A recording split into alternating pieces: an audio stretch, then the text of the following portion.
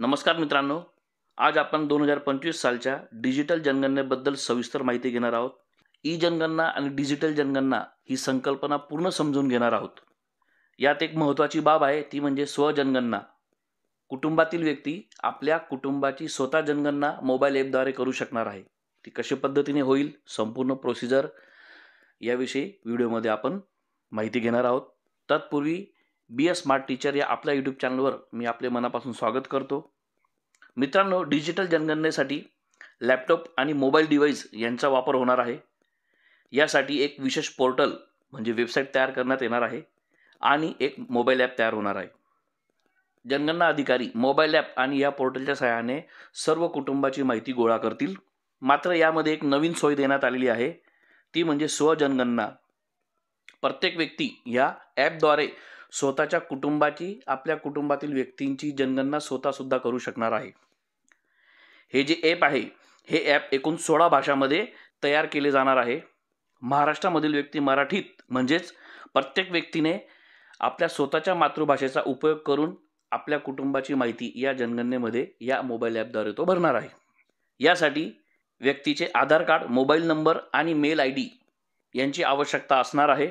सर्वात अगोदर आपल्याला हे ॲप आपल्या मोबाईलमध्ये इन्स्टॉल करायचं आहे. इन्स्टॉल केल्यानंतर आधार कार्ड आणि मोबाईल नंबर आपल्याला रजिस्ट्रेशनसाठी द्यावा लागणार आहे. त्यानंतर रजिस्टर मोबाईलवर आपल्याला OTP प्राप्त होईल. OTP सबमिट केल्यानंतर आपल्याला 31 प्रश्नांची सूची आपल्यासमोर दिसणार आहे. म्हणजे 31 प्रश्न असलेली लिस्ट आपल्यासमोर डिस्प्ले होणार आहे, ज्यात आपल्या कुटुंबाविषयी, आपली आर्थिक स्थिती, सामाजिक स्थिती याविषयी प्रश्न असणार आहेत. त्या प्रश्नांची उत्तरं आपल्याला तिथं सबमिट करायची आहेत. सर्व प्रश्नांची उत्तरं भरल्यानंतर कुटुंबाची माहिती ॲपवर सेव्ह केली जाईल. तुम्हाला एक ओळख क्रमांक दिला जाईल, थोडक्यात आपण त्याला युनिक ID सुद्धा म्हणू शकतो. त्यानंतर सदर माहिती ही पोर्टलवर सबमिट केली जाईल. हा सर्व डाटा मित्रांनो रिअल टाईम डाटा यावर आधारित असणार आहे. म्हणजे प्रत्येक वेळेस डाटा अपडेट केला जाईल. उदाहरणार्थ, जर एखादी व्यक्ती 2 वर्षात 18 वर्षाची होणार असेल तर तिचं नाव ऑटोमॅटिक मतदार यादीमध्ये समाविष्ट केलं जाईल. जन्ममृत्यू नोंद सुद्धा या प्रणालीमध्ये समाविष्ट केली जाणार आहे. त्यात सुद्धा सर्व माहिती वेळोवेळी अपडेट केली जाणार आहे. मित्रांनो, आतापर्यंत भारतामध्ये एकूण 15 वेळेस जनगणना झाली आहे. त्यातील 8 वेळेस जनगणना ही इंग्रजांच्या काळात झाली होती, म्हणजे स्वातंत्र्यपूर्वी, आणि स्वातंत्र्यानंतर इंग्रज गेल्यानंतर भारतामध्ये 7 वेळेस जनगणना झालेली आहे. सर्वात पहिली जनगणना ही 1872 साली झाली होती आणि त्यानंतर जी 2025 मध्ये होणार आहे. याचे एकूण 3 टप्पे असणार आहेत. सर्वात अगोदर हाऊस लिस्टिंग होणार आहे, म्हणजे प्रत्येक घराची नोंद होईल. त्यानंतर लोकसंख्या आणि स्वयंगणना होणार आहे. त्यानंतर सर्वात शेवटचं म्हणजे डाटा विश्लेषण आणि प्रकाशन, म्हणजे सर्व डाटा एनालाइज केला जाणार आहे आणि नंतर तो डिक्लेअर केला जाईल.